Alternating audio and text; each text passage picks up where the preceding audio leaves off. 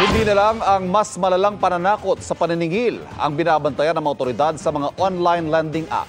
Lumalabas din daw na ang ilang nagpapatakbo sa mga ito, dating operator ng mga pogo. Nakatutok si Salima Refran. Nasa detention facility na ng PAOK sa Pasay ang mga nahuling empleyado ng dalawang online lending app o OLA na niraid ng PAOK at NBI sa Makati. Na-profile na sila ng NBI at naisalang na sa booking process.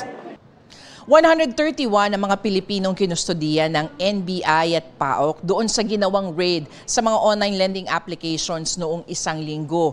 Pero 117 lamang yung paharapin sa mga reklamo ng paglabag sa Data Privacy Act. Yan ay dahil may mga bumaligtad at piniling maging testigo.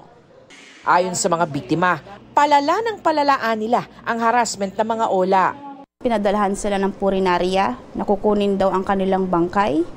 Pinapadalahan po sila ng bumbero sa kanilang bahay at Poso Negro or Sip-Sip Poso Negro, maging mga fake bookings po ng pagkain.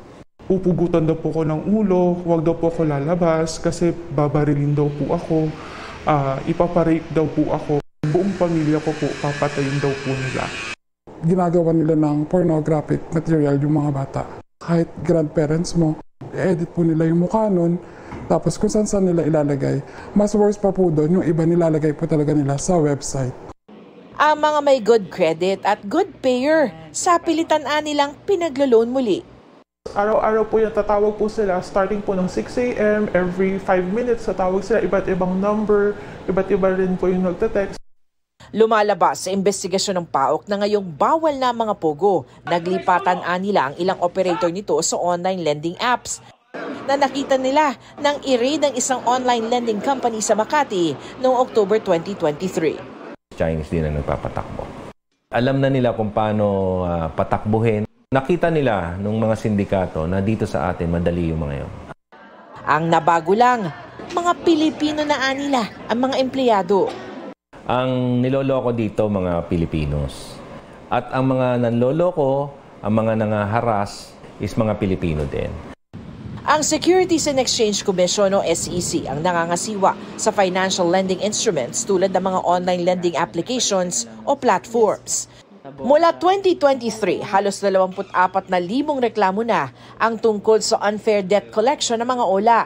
Pero mahigit 300 lang ang naghabla. May mga kasong naihain ng SEC sa piskalya laban sa mga korporasyong may hawak sa mga nirereklamong OLA. Sa SEC Circular 2019-18, nakalatag ang mga bawal sa paniningil ng utang tulad ng pagmumura, pagbabanta at pagsasapubliko ng impormasyon. Yung sa permission to access gallery, contacts, cameras, microphone, talagang pinagbabawal yon. Para sa GMA Integrated News, Salima Refran, nakatutok 24 oras.